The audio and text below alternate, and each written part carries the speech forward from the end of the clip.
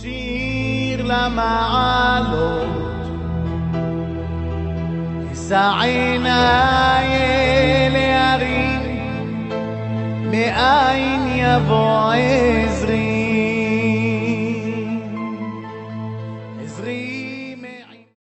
Bishut Marav Rabotai, avec la permission d'Hachem, ce cours de Torah, c'est les Nishmat. Rabbi Yosef ben Yitzhak Halevi alav Shalom, 8 Tammuz.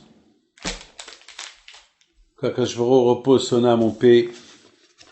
Et Be'ezat Hashem, que Akadosh Baruch Hu donne à toute la famille Lévi, bracha v'atzlacha v'otaguf, et le mariage des célibataires, si Dieu veut, Be'ezat Hashem, beaucoup de nahat, et que Be'ezat Hashem, quand Akadosh Baruch Hu enlève cette épidémie Corona qui s'appelle Covid-19, Be'ezat Hashem, par le mérite de tous les tzadikim et la Torah qu'on étudie, qu'elle soit Be'ezat Hashem avec tous ceux qui sont malades et que Hashem il envoie la guérison. Tout d'abord, je voudrais parler cette semaine ce qui s'est passé dans la paracha de Hukat. En France, on lit Hukat, en Israël, on lit la paracha de Balak. Mais tout d'abord, moi, ce qui m'a beaucoup impressionné, c'est Moshe Rabbeinu, qui était quelqu'un qui était prêt à donner sa vie pour Am Israël, Aaron HaKohen, qui était Ohev Shalom et Ohev Shalom, Myriam Hanivia, qu'elle était elle était celle qui représentait toutes les femmes, depuis l'Égypte jusqu'à l'entrée des Juifs en Israël. On appelle ça les trois Parnassim. Les trois Parnassim, les trois personnes, l'une pour les femmes et pour tout Israël, et les deux pour tout Israël et pour toutes les femmes. On dit grâce à Myriam, il y a eu le Be'er Myriam, il y a eu l'eau. Vous savez, c'était des miracles. Dans le désert, ils avaient de l'eau grâce à Myriam. Toujours Myriam, elle a une connexion avec l'eau. Donc, Akadosh Baruch Hu a donné l'eau au Béné Israël grâce à Myriam. Lorsqu'elle est décédée, le puits a disparu. Hachem a voulu montrer au Béné Israël que l'eau, c'était à cause de Myriam. Maintenant que Myriam elle est partie, l'eau elle est partie. Alors tout ce qui reste au Béné Israël de faire, c'est de prier à Akadosh Baruch Hu. Et les pauvres, étant donné qu'en hiver, en été, il fait très chaud dans le désert, et hiver comme été, il fait toujours dans la journée, il fait chaud, et les pauvres, les Béné Israël, ils avaient beaucoup soif. Donc ils ont perdu un peu la tête, ils ont commencé à crier.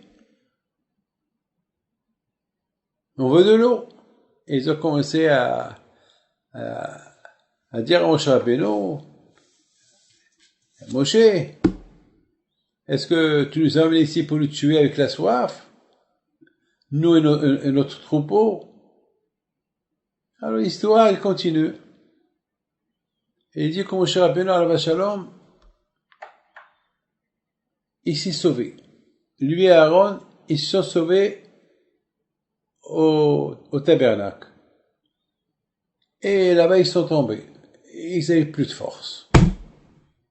Ils ont craqué. Tout le temps, des cris. Ils ont craqué. Alors, Rabotai, Hachem, il a apparu. Il dit à Moshe, qu'est-ce que tu as? Et Akadosh Baruch Hu, il dit à Moshe, bon, écoute, tu prends le bâton, et tu vas vers ce rocher là-bas, et tu lui parles. il va te donner ses eaux. Moshe Rabbeinu alav shalom, il s'est pris de confiance, lui et Aaron, ils sont partis, ils ont vu le rocher. Maintenant, à un moment donné, ils ne savaient pas avec quel rocher parler.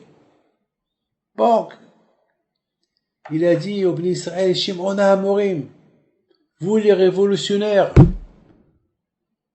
vous êtes des gens durs. Il a commencé à s'énerver sur eux. Il s'est énervé sur eux. Est-ce que vous croyez qu'on va vous faire sortir de l'eau de ces rochers-là? Personne ne répond, parce que tout le monde avait soif. Lorsqu'on a soif, c'est pire que la mort. Rachid dit que la soif, c'est une mort très dure. Celui qui meurt avec la soif. Il prend le bâton, il frappe. Akadosh Baruch Hu, il dit à Moshe Rabbeinu, mais moi je vous ai dit de parler, pas de frapper. Alors maintenant que vous avez frappé, vous n'avez pas parlé, alors vous n'allez pas rentrer en Israël. Vous allez mourir vous aussi dans le désert. Et pour ne pas que les gens croient que vous êtes morts dans le désert, comme tous ceux qui sont morts dans le désert parce que ils ont critiqué Israël, alors chaque fois que je parle de votre mort, je vais dire, c'est parce que vous avez tapé le rocher et vous n'avez pas frappé, vous avez frappé le rocher et vous n'avez pas parlé. Donc, c'est ça en résumé l'histoire. Maintenant, mes amis, j'ai lu cette histoire plusieurs fois le Shabbat. Vous savez, ça fait maintenant 4 mois que je suis à la maison, je suis confiné chez moi, je suis sorti 2-3 fois de la maison uniquement pour des causes. Et je suis rentré nulle part, je suis toujours resté dans la voiture pour aller payer mon père, pour faire une prise du son et pour placer une mezouza. Je ne mets pas à quelqu'un, je suis resté une seconde, quelques secondes, ça s'est passé d'ailleurs aujourd'hui. Donc, pratiquement, si je sors, c'est pas, je me mélange avec le public, rien du tout. Pourquoi? Parce que je vois que le corona n'est pas encore parti. Et il faut faire attention, c'est tout. Bien sûr qu'il faut sortir, je dis pas qu'il faut pas sortir, mais il faut prendre toutes les précautions, mettre le masque et, il y a beaucoup de gens qui rigolent. Il y a un qui a rigolé. Hier, je voudrais pas être à la place de Rabbi David, ça fait 4 mois qu'il sort pas. Eh ben, hier, il a eu le corona. Hier. Et il est maintenant à l'hôpital. Hier. C'était grave. Parce que il a cru qu'il peut faire ce qu'il veut. Ah, mais sa femme, elle pleure, tout le monde pleure parce que vraiment, il a bien eu. Ça fait 2 semaines qu'il avait, et il s'est pas rendu compte, et maintenant il est vraiment en danger. Alors maintenant toute sa famille est en train de passer des tests, mais c'est Hachem qui Hachem on va le fois Hachem. À Kolpané dans votre ce Shabbat là, j'ai beaucoup réfléchi. Tout d'abord, dans la table, on a posé une question, Erev Shabbat. Et c'est une question que tout le monde pose. Quelle est la raison pourquoi Hachem il a dit à Moshe Rabbeinu, prends le bâton et parle avec le rocher? Pourquoi prendre le bâton? Quelle est la raison de prendre le bâton? Écoutez, le bâton il sert pour frapper. Même lorsque Hachem il a dit à Moshe Rabbeinu, à Ka'atem Souf, il a dit prends le bâton et étends-le vers la mer. Au moins étends-le. Il y avait une raison, mais là Hachem il dit prends le bâton. Prends le bâton pourquoi? Est-ce que lorsque la manne elle est descendue, Hachem il a dit à Moshe Rabbeinu prends le bâton et lève-le vers le ciel? Non. Est-ce que tout le temps que Moshe Rabbeinu il devait faire quelque chose, il utilisait le bâton? Non. 40 ans plus tard, 40 ans dans le désert, Hachem il dit à Moshe Rabbeinu prends le bâton. Si je prends le bâton pour frapper, c'est quoi prendre le bâton et parle? Alors, il se peut, c'est à cause de ça que Moshe Rabbeinu il a pris le bâton et il a frappé. Parce que lui aussi s'est posé cette question. Pourquoi le bon Dieu lui dit prends le bâton? Mais d'autre côté, Hachem lui a dit tu parles. Donc il y avait Aaron. Aaron, il aurait dû dire à Moshe, mon frère, lorsqu'il a vu Moshe qu'il a levé le bâton, il aurait dû lui dire, Moshe, attends, Hachem t'a dit de parler, pas frapper. Bon. Moshe Rabbeinu, alav shalom, ne me dites pas que Moshe Rabbeinu, il n'a pas compris. Dès qu'il a compris, alors pourquoi il a frappé? Maintenant, on a deux questions. Pourquoi Hachem lui a dit, prends le bâton et parle, et d'autre côté, comment Moshe Rabbeinu, il a frappé? Comment ça se fait? Attends, Hachem t'a dit, parle. Mes amis, si quelqu'un me dit d'éteindre le gaz, le feu, est-ce que je vais allumer un autre feu? Non. Il m'a dit éteindre, j'éteins.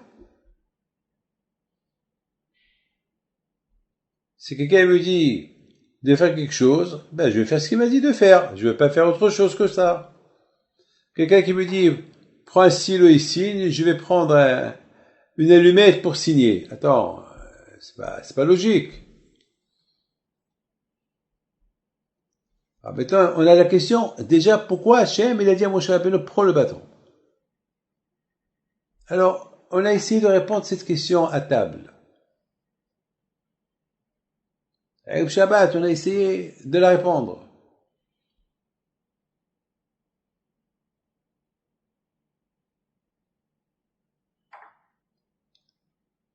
Rabotai, on a vu que Moshe Rabbeinu, après 40 ans dans le désert, 40 ans que Moshe Rabbeinu il a enseigné la Torah à Israël, c'est écrit dans la Torah, Vatavo kol ha'eda. Toi, Israël, il dit, toi, Israël, et c'est dit tzadikim, parce que tous les Chaim, ils sont morts. Tous ceux qui ont critiqué Israël, ils sont morts. Tous les Chaim, tous ces gens, on les appelle Anshe Milhama, les guerriers. Tout le temps, ils respectaient, tout le temps, ils se bagarraient, tout le temps, et c'était, vraiment, c'était pas des gens normaux. Toute cette génération, en 40 ans, ils sont morts. Depuis l'âge de 20 ans jusqu'à l'âge de 60 ans, tout le monde, maintenant, il y a une nouvelle génération maintenant que les Kol Ha'eda, Kulam Tzadikim. Parfait. Là, Moshe Rabbeinu était heureux.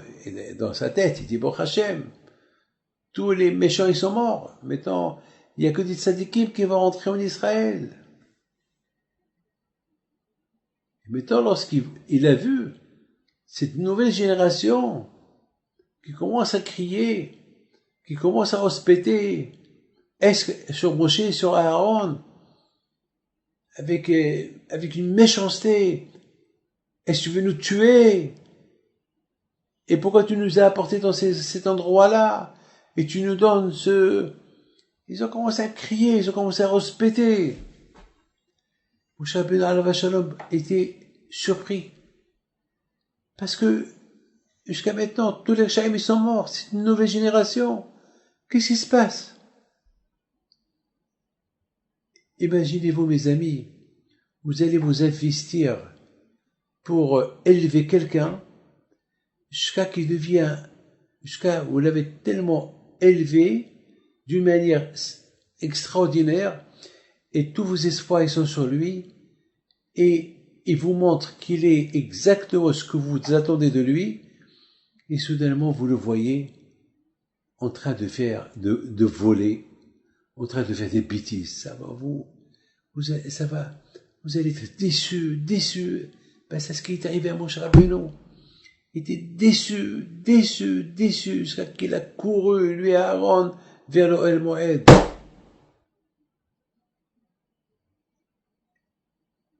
Il est parti, c'est écrit dans le temps, Mi Pena Ha'eda. Vous savez qu'il a eu peur d'eux. Il voulait plus voir leur face, Mi Pena. Il voulait plus voir leur panim. Comment? C'est ce genre de gens qui vont entrer en Israël maintenant. Mais Mais c'est grave. Tes parents, ils sont morts. C'est ça les enfants, c'est ça la nouvelle génération. Ils étaient déçus. Ils étaient en colère. Ils ne voulaient plus les voir. Alors quand je vois au dit Moshe, qu'est-ce qui se passe? Mais alors, tu vois Hachem? Ok. C'est écrit que Vayera Kvod Hachem. Quand je vois il a apparu. Toi, Am Israël, ils ont vu que Hachem il a apparu. Tout le monde a vu la Shekhinah. Et la Shekhinah, toujours, elle va vers Moshe Rabbeinu. C'est extraordinaire. Moshe, alav shalom, c'était comme le copain d'Hachem. Il parle avec Hachem comme quelqu'un qui parle avec son ami. Moshe Rabbeinu, alav shalom. Moshe Emet, Vitorato Emet. Hachem dit à Moshe, allez, calme-toi. C'est pas maintenant que tu vas être en colère. Alors, va, donne-leur de l'eau, ils ont soif. Axieux. C'est vrai, ils ont soif. Il faut les comprendre. Alors il lui dit, alors prends le bâton et va parler au rocher. Pourquoi il lui a dit prendre le bâton? C'est parce que le bâton, il représente le bâton, c'est avec on dit le bâton et la carotte. Le bâton, c'est pour frapper.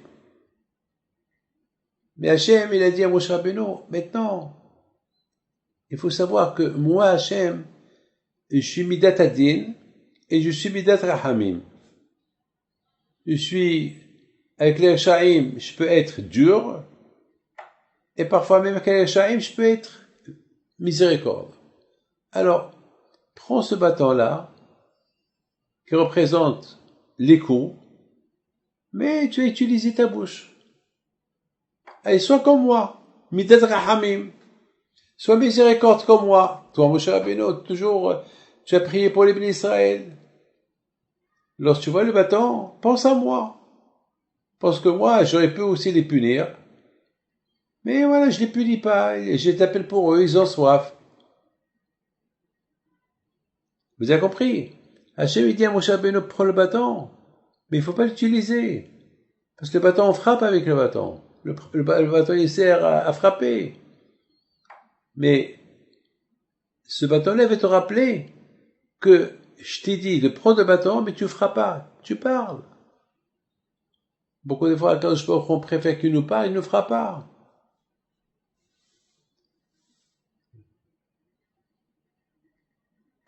Hier, écoutez bien, hier mon fils, Rabbi Raphaël, il m'a envoyé un petit cadeau. Et avec une boîte de chocolat. Et j'ai vu le chocolat, c'était noir. Bon, moi, j'ai pas le droit de manger du sucre. Et j'ai dit, bon, parfois, le corps humain, il a besoin de manger quelque chose. J'ai pris un morceau de chocolat. Et je l'ai mis dans ma bouche, j'ai fait la bracha, je l'ai mis, je suis rentré dans la chambre où il y a tous mes enfants et ils étaient là. Et j'aurais dit, vous voulez un petit chocolat? Et chacun a dit oui. Et soudainement, ma fille me dit, c'est pas au lait? J'ai dit, non, ils sont noirs. Et moi, j'avais un chocolat dans la bouche. Au départ, je voulais même pas donner à personne. Parce que ma femme, elle va me dire, tu es diabétique, tu n'as pas le droit de manger. Alors, Mina Shamaim, écoutez, écoutez le reste de l'histoire. Alors, j'ai dit, j'avais toujours le chocolat dans ma bouche. J'ai dit, il est noir, il est cachère, mais d'accord, mais c'est noir, parfois il peut avoir un peu de poudre. Alors regardez. Et soudainement, c'est écrit là-bas, Halav Israël en petit. Il y avait un peu de poudre. Baruch Hashem, que je n'ai pas mangé à la cuisine, donc j'aurais mangé, mais Baruch Hashem, même à midi, j'ai pas mangé la viande. Mais, il faut, quelque part, il faut jamais mettre quelque chose dans la bouche sans qu'on est sûr c'est quoi.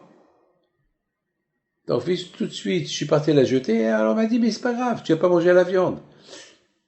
Non, je vais me punir. Pourquoi j'ai pas fait attention depuis le départ? Est-ce qu'il y a du lait ou il n'y a pas de lait? Je vais me punir.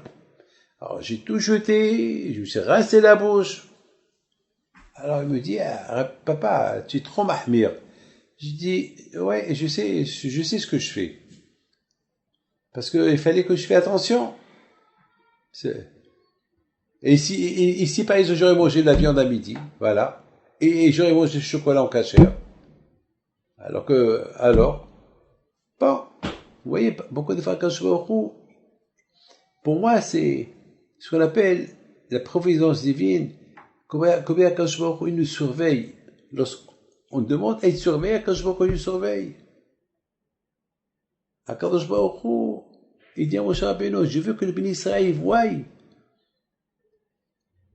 que tu as le bâton de tes mains. Qu'est-ce qu'ils vont croire? Ils vont croire que tu vas frapper. Non, tu vas parler. Parce que quand ils croient que moi, que je frappe. Non. Voilà, je frappe pas, rien que je parle. Et ça va être un changement, parce que maintenant on a entendu les coups du bâton. Maintenant, on va plus voir les coups du bâton. On va voir que le bâton, il sert à rien. Voilà. Akadosh Baruch Hu, il s'en sert pas de ce bâton. C'est vrai. On préfère toujours qu'Akadosh Baruch Hu, il nous rappelle pour qu'on fasse les teshuva, et c'est pas qu'il nous frappe avec le corona pour qu'on fasse les teshuva, et qu'il nous rappelle, qu'il nous aide à se rappeler. Quand on dit dans la prière, Vehate libenu le'obdecha be'emet. On demande à Akadosh Baruch Hu, Hachem, allez, je t'en prie, bouge un peu notre cœur, au lieu qu'il va vers la droite, bouge un peu qui va vers la droite, au lieu qu'il va vers la gauche, qui va un peu vers la droite pour qu'on te serre. Sans les coups, on n'a pas besoin des coups. Et c'est la raison pourquoi quand je vais au cours, lorsque Hachem il a vu que Moshe Rabbeinu était en colère au départ, il a dit, Moshe, calme-toi, prends le bâton, et il va parler au rocher.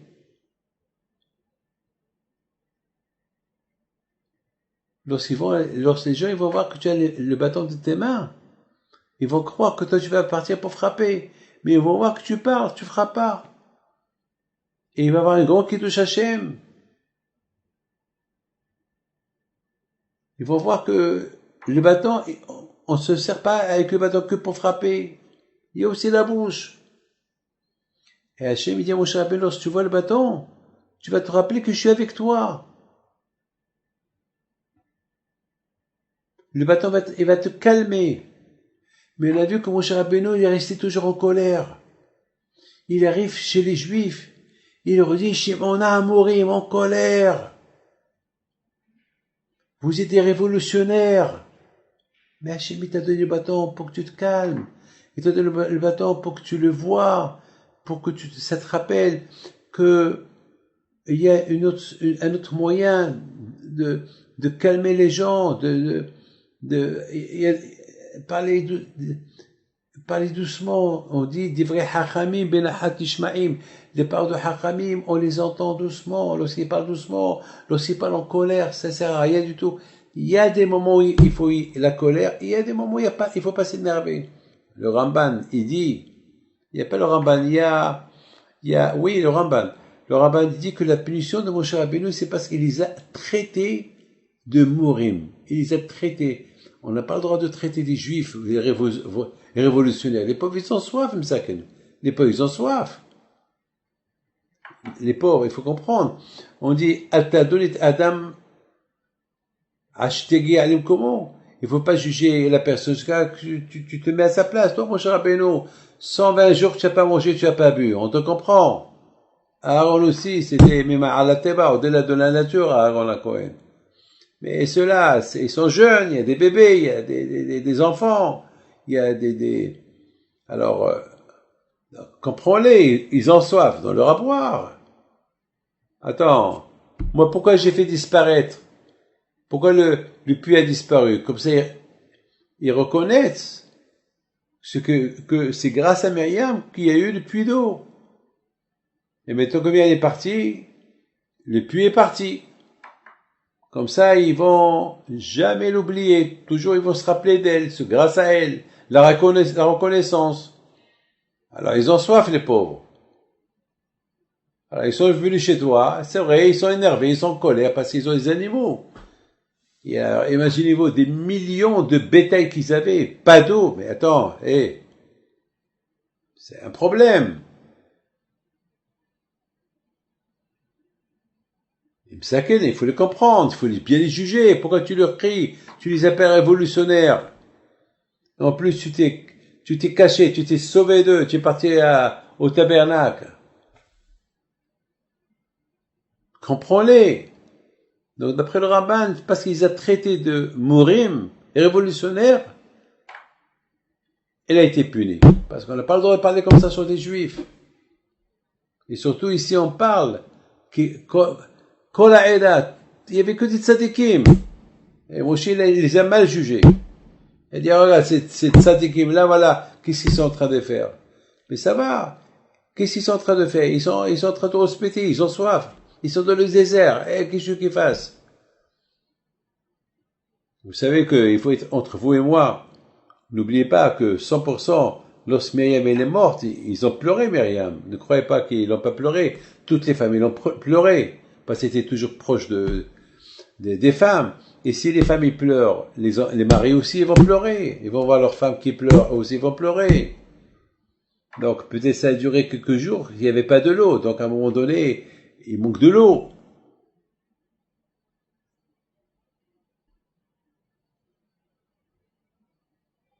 Et Moshe Rabbeinu alav shalom,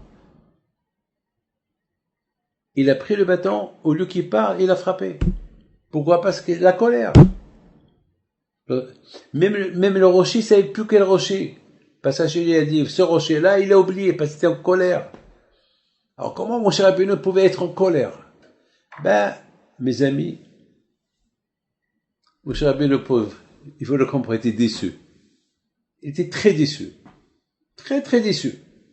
Et Hachem, il a compris. C'est pour ça que justement, il a dit à Moshe Rabbeinu, Moshe, écoute, t'as pas à être déçu, parce que l'ancienne équipe, les anciens, ils sont morts, et ça, c'est la nouvelle génération qui sont tous sadikim, mais ils ont soif. Alors, ne t'énerve pas. Calme-toi. Vous savez qu'est-ce qu'il dit le Maharal Miprag? Le Maharal Miprag, il dit, lorsqu'on fait mitzvah, bisimha, avec joie, ça donne plus d'impact. Ceux qui te voient faire la mitzvah. Lorsque, par exemple, je voyais quelqu'un qui va à la synagogue avec sourire, il va à la synagogue pour, par exemple, le Shabbat, il est heureux, ça donne la joie. Celui qui le voit, il dit, aïe, aïe, aïe. Mais, lorsqu'on voit quelqu'un, il prie bien, il prie, bisimha, tu vois, il prie, on voit qu'il est heureux. Ça donne envie de prier comme lui. Lorsque tu vois quelqu'un qui fait une mitzvah avec joie, ça donne envie. Lorsque tu vois quelqu'un qui accueille un rabbin pour lui faire la tzedaka avec sourire, ça donne envie à d'autres personnes de donner.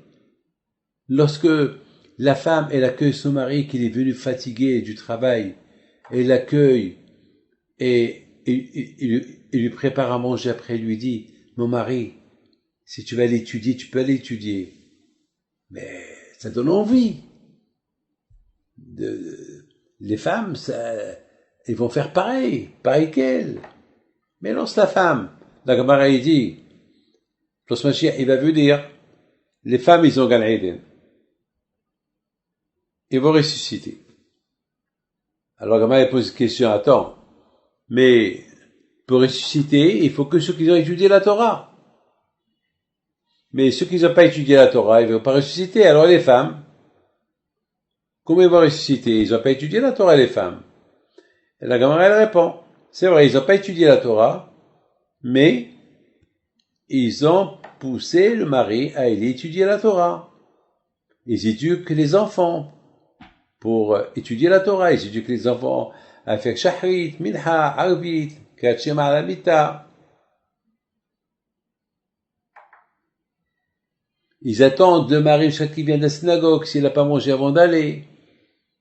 Et lorsqu'il retourne après une petite heure d'étude, elle lui sert à manger. Elle va pas l'accueillir avec un balai s'il vient en retard. Elle va pas commencer à lui crier pourquoi tu viens en retard tout le temps, le contraire, avec un sourire. Beaucoup de fois ça arrive, comme par exemple ce matin. Ce matin, j'avais un rendez-vous téléphonique avec quelqu'un à 1 heure, mais malheureusement, j'étais en train d'étudier avec ma havruta. Vous savez, lorsqu'on étudie, on s'oublie, c'était 1h30, 2h moins quart. Alors le monsieur là-bas, c'est moi qui l'ai appelé. Il me dit, David, je m'excuse, j'ai essayé de vous appeler, je sais, je m'excuse. Moi aussi, je m'excuse. Lorsqu'on étudie, on oublie où on est. La Torah, on peut pas s'arrêter au milieu.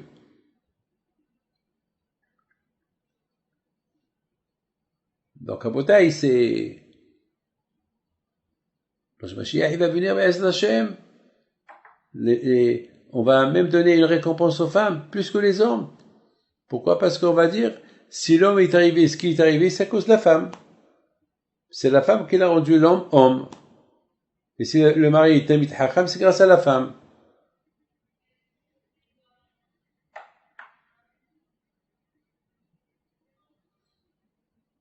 Rabotai, le Maharal Miprag, il dit que lorsque Hachem, il a dit à Moshe Rabbeinu, va parler au rocher, il a dit, va avec joie. Comme ça, les gens, ils vont voir que tu fais la mitzvah avec la joie. Et toi, tu as frappé, et tu as crié. Shimon Amorim. Quel impact tu as fait sur eux? Quel impact tu vas faire sur eux? D'après ce qu'il dit, moi je comprends. D'après ce que le Maharal Miprag dit, alors moi j'ai ajouté à ma réponse une autre chose. C'est la raison pourquoi quand je peux la dire, mon chapeau, prends le bâton. Parce que les gens, ils savent qu'avec le bâton, on frappe. Le bâton et la carotte, le bâton, on frappe avec. Mais toi, tu vas aller avec le bâton avec un sourire. Le sourire, ça veut dire, voilà, je ne vais pas frapper. Je suis pas en colère. Même que je me suis sauvé de vous tout à l'heure, comme c'est écrit, Mipéné est parti, il voulait plus voir la face des Juifs, là il retourne avec un sourire. Ah bon? Voilà, j'ai le bâton, mais je frappe pas, rien, c'est, le bâton c'est un rappel de, calme-toi. C'est comme quelqu'un qu'on lui fait un signe pour qu'il se rappelle. Quelqu'un qui met un signe dans ses mains pour qu'il se rappelle de quelque chose.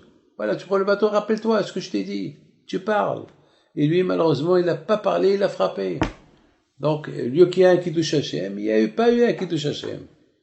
C'est pour ça que quand je lui ai dit, si tu aurais parlé gentiment, tu aurais montré un visage de sourire, ça va être Kiddush Hashem.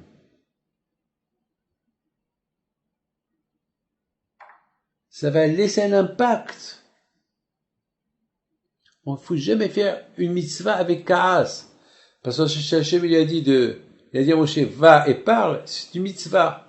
Elle a été mitzvah auto, il lui a donné un ordre.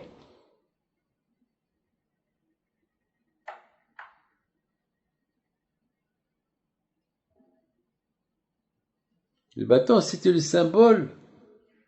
Calmos, calme-toi. Je suis avec toi. Mais à la fin, il s'énerve, il frappe.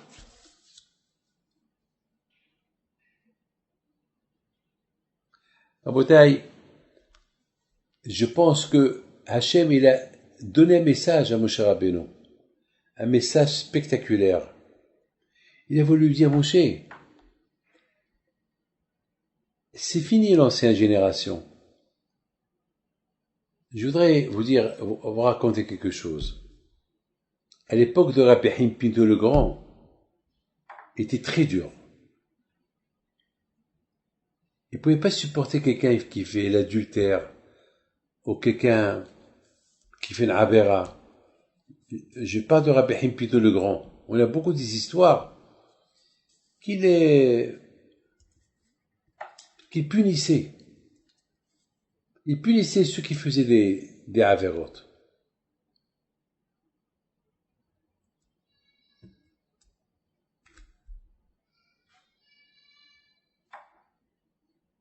Maintenant, à notre époque, ça c'était l'époque de Rabbi Himpido, maintenant 200 ans plus tard.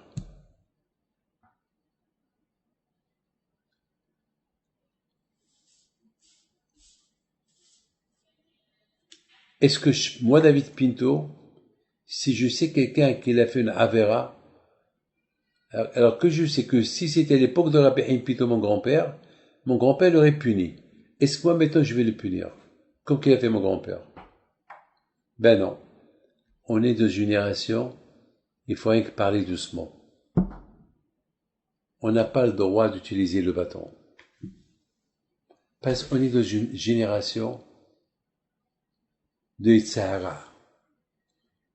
Et c'est plus comme avant. On est dans une génération, il faut rendre les gens bitchouva avec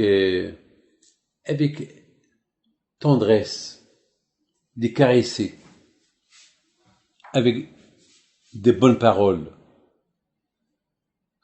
Il y a beaucoup de rabbins qui font peur aux gens.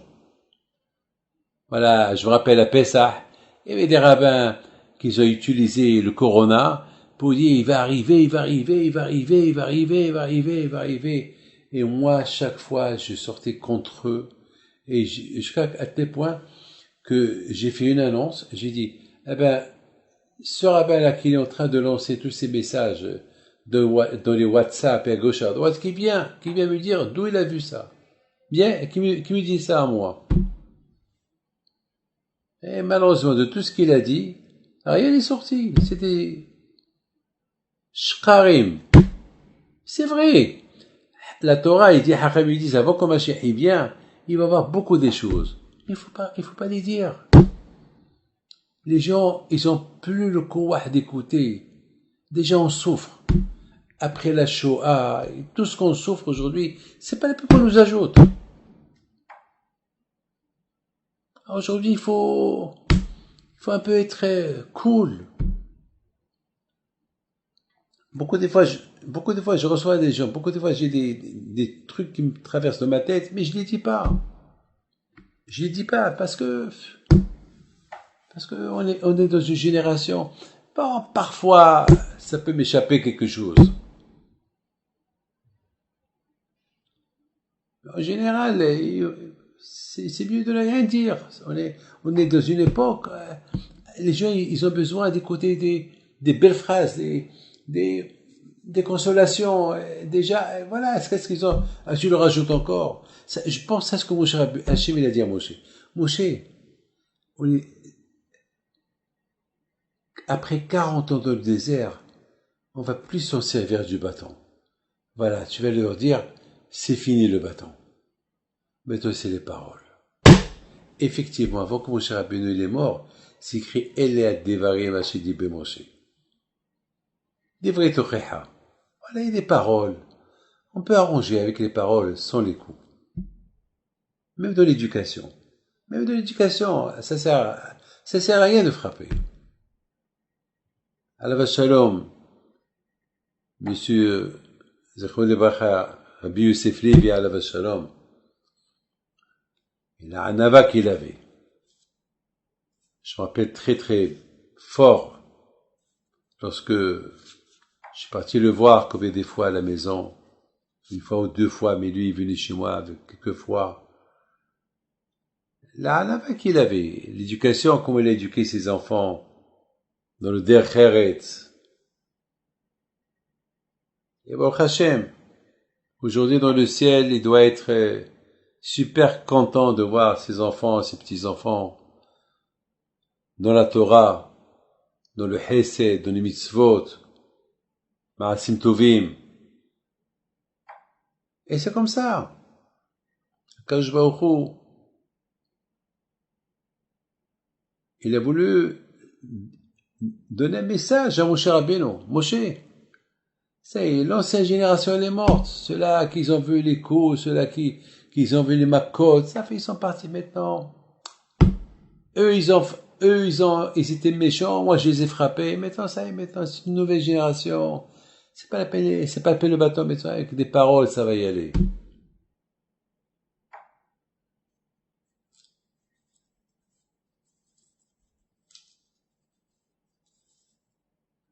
Je prie à Kadosh Baruch Hu pour la Neshama de Rabbi Yosef ben Yitzhak Levi, alav shalom, שנפקד לעולמו כיום הזה, תהיה נשמתו בגן עדן, et que Kadosh Baruch Hu protège sa femme, ses enfants, ses petits-enfants, toute sa famille, ses belles-filles, ses beaux-fils, toi, Am Israël, et tous ceux qui vont écouter ce cours. Et n'oubliez pas une chose, il y a des bonnes paroles, il y a des mauvaises paroles. L'impact que ça a fait la guerre de Korah. Mahloket, ça criait. Moshe criait pas. Moshe alav shalom, il a tout fait pour calmer le jeu. Il s'est même déplacé pour aller chez Dathan et Abiram. Il leur dit, qu'est-ce que vous voulez? Ils l'ont mal accueilli. Il est parti chez Korah. Il a mal accueilli, il a rouspété, il s'est disputé, il a réuni tout le monde, ça criait. Et Moshe Rabbeinu alav shalom, tout calme, tout gentil, il veut teindre cette mahloquette. Toute cette génération est partie. Korah, la terre l'a avalé. Jusqu'à maintenant, on l'entend qui dit Moshe Emet Vetorato Emet.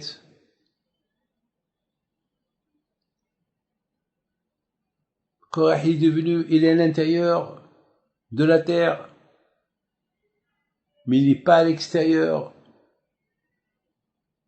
À l'extérieur, il n'existe pas, mais il existe à l'intérieur. Il crie Moshe Emet Vetorato Emet.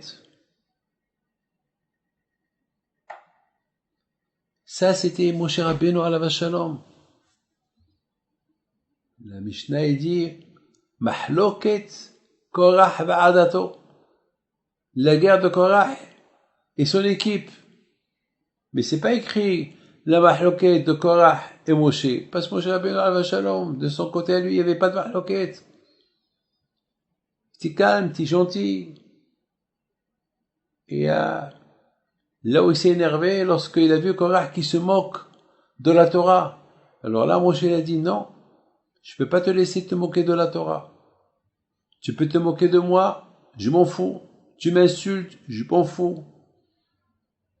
Tu peux me dire que je suis un voleur, je m'en fous. Mais tu rigoles, tu mets en doute la Torah, que moi j'ai inventé la mezouza, moi j'ai inventé les tzitzit, moi j'ai inventé beaucoup de mitzvot, là, je me tais pas. Là, tu es en train de faire ce qu'Amalek il a fait. Tu es en train de créer le doute de la Torah.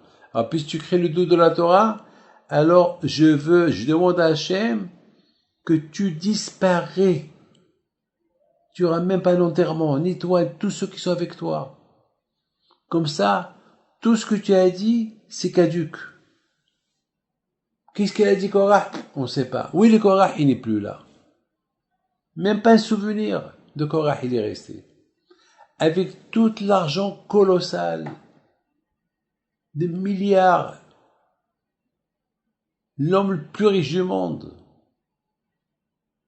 il a trouvé les trésors de Yosef Hatzadik, qu'il a remplis pour Paro, toute la richesse, lorsqu'il y avait une sécheresse, tout le monde venait, ils apportaient l'argent pour acheter à manger, tout ça, une partie de cette richesse, il a trouvé Korah. Vous imaginez l'espace qu'il avait, Korah, où stocker tout ce qu'il avait, les bétails, l'argent, les trésors, tout ça est disparu. Ça a laissé un gros vide. Un vide. Un vide. C'est comme par exemple, vous voyez, les aéroports d'aujourd'hui, ces grandes salles d'aéroports, que tout le temps on les connaît pleines, aujourd'hui ils sont vides. Vide, il n'y a rien.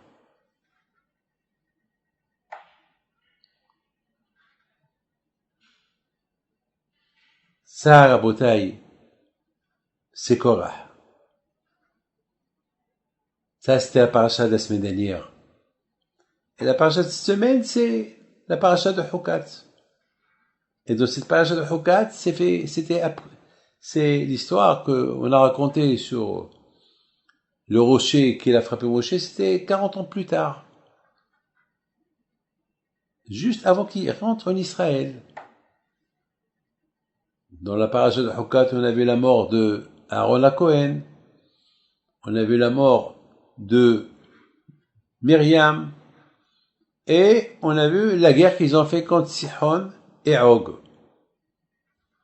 Et après, c'est Israël. Ils étaient presque à la frontière. Et voilà, ça commence encore.